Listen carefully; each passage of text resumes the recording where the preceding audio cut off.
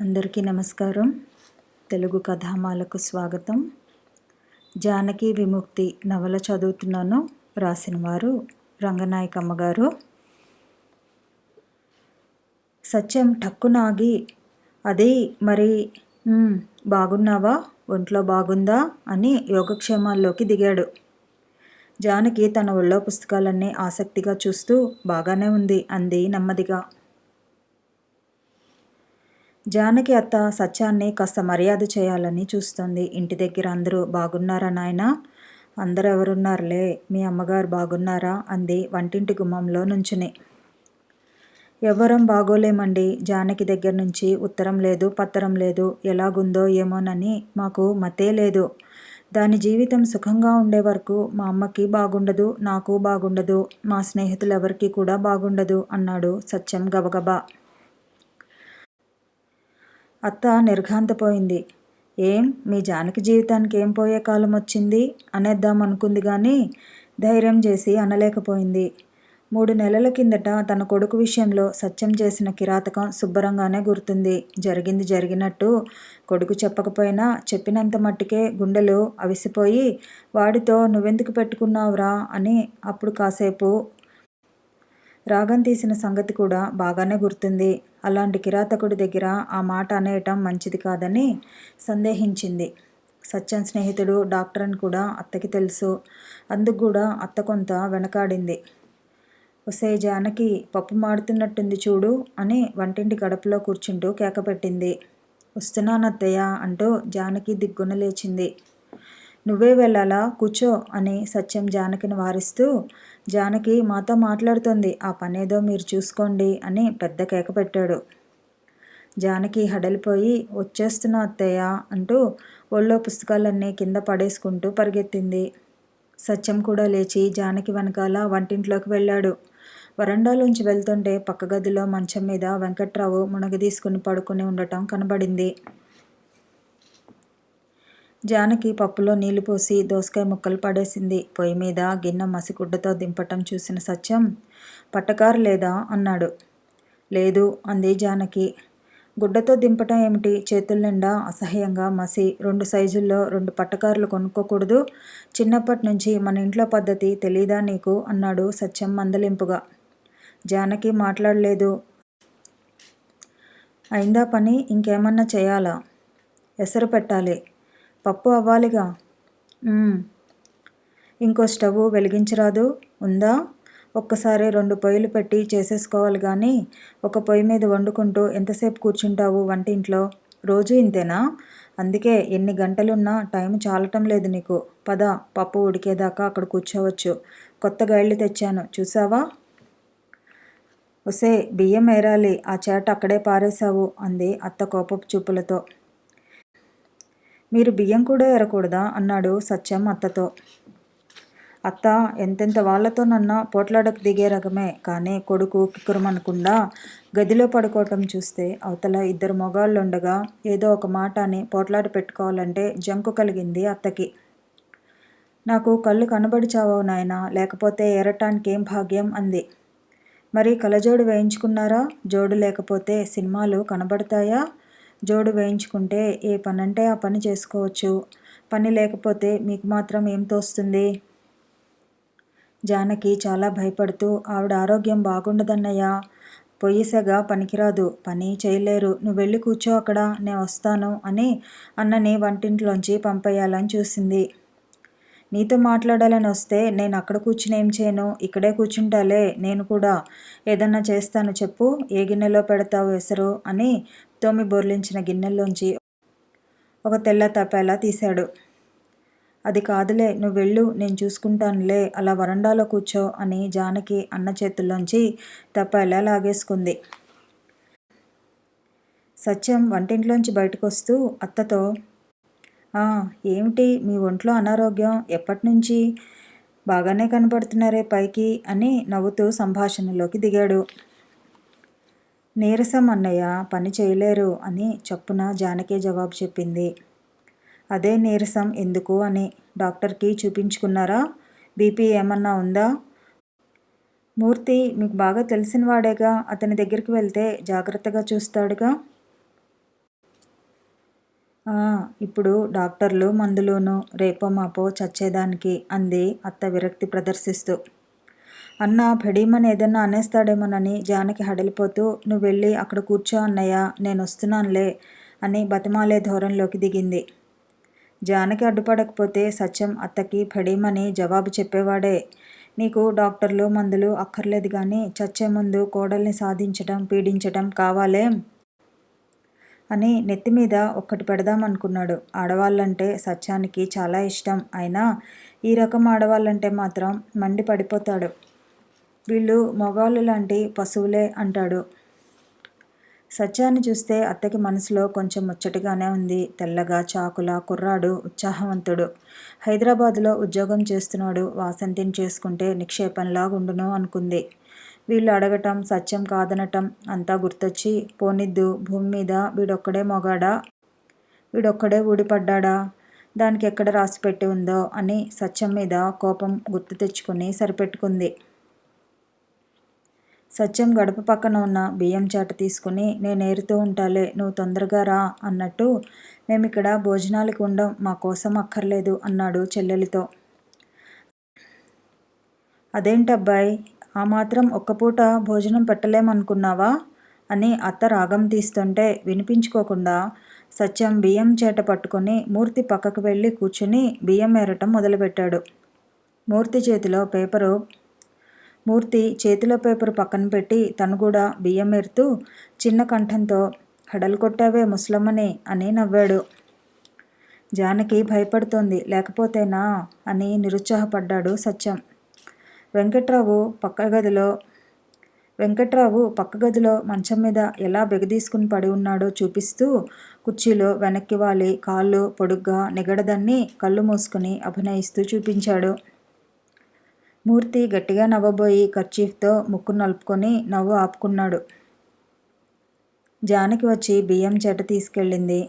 గోడవారన పెట్టిన సంచి తీసుకుని సత్యం మళ్ళీ వంటింట్లోకి వెళ్ళాడు. జానకి ఈ కారపూస నేను అమ్మ కలిసి చేశాం. మిఠాయికి సుశీల గారు సాయం చేసింది అన్నాడు సంచిలోంచి డబ్బాలు తీస్తూ.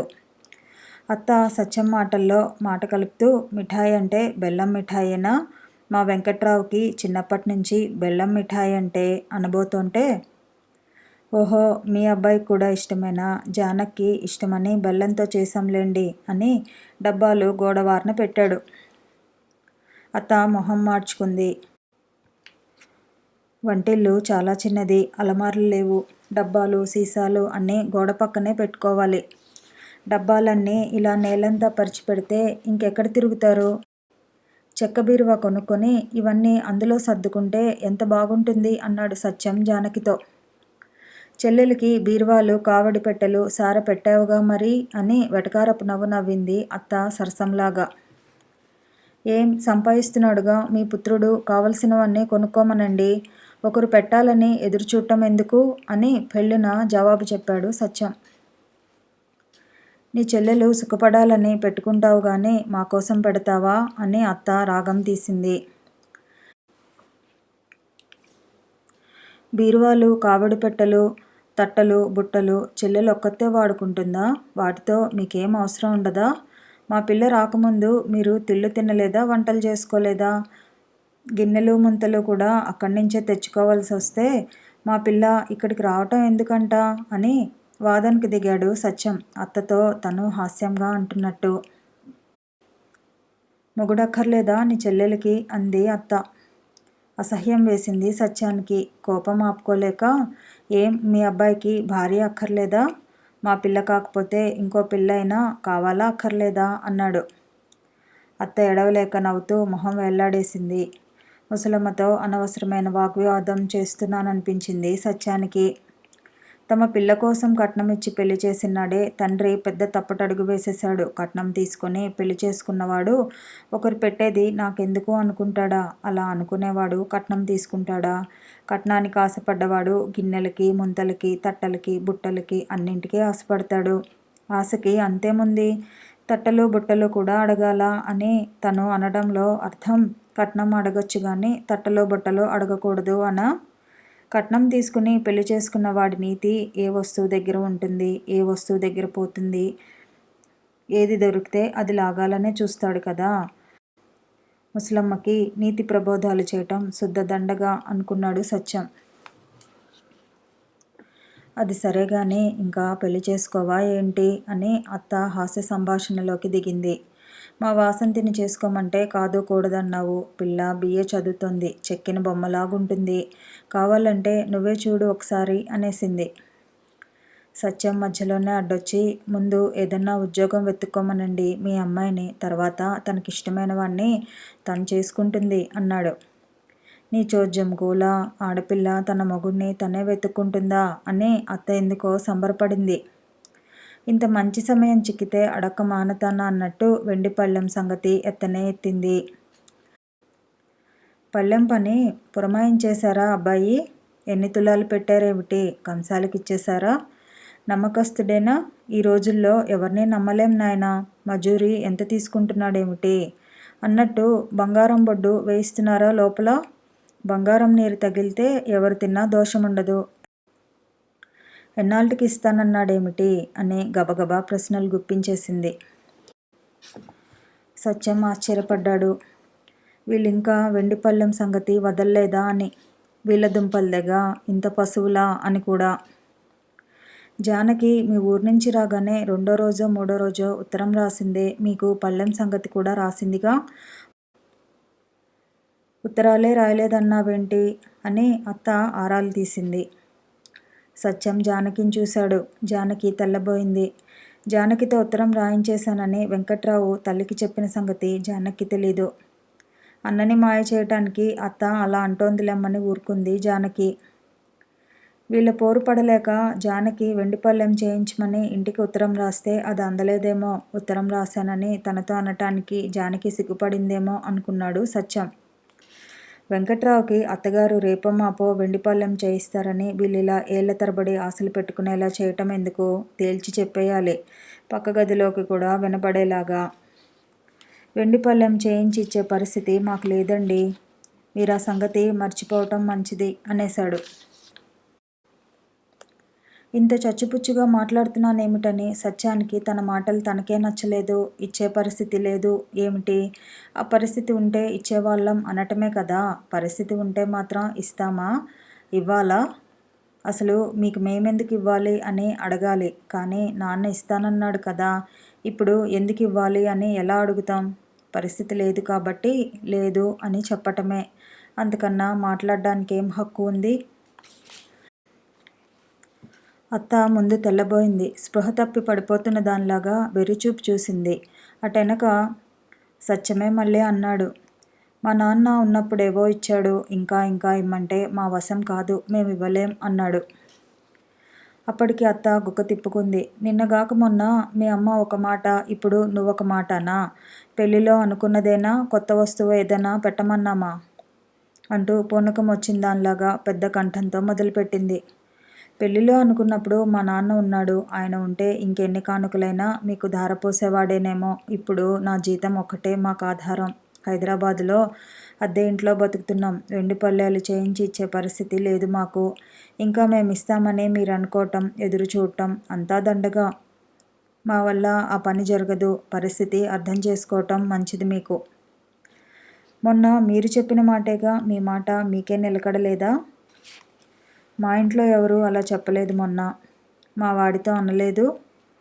ఓహో, మీ వాడు మీకు అలా చెప్పాడన్నమాట. అత్త గంగబెర్రెలెత్తినట్టు, ఒరే వెంకట్రావు, నీ బామ్మరిదేమంటున్నాడో విన్నావా అని పెద్ద కేక పెట్టింది. రమ్మనండి మీ అబ్బాయిని, నేను చెప్పదలుచుకున్నది చెప్తాను. కట్టుకున్న భార్యకి తండ్రి పోయినా సరే, పుట్టింటి వాళ్ళు పెట్టలేని స్థితిలో ఉన్నా సరే వెండి పళ్ళెం తీసుకురా, బంగారం పళ్ళెం తీసుకురా అని పోట్లాడతాడా మీ అబ్బాయి?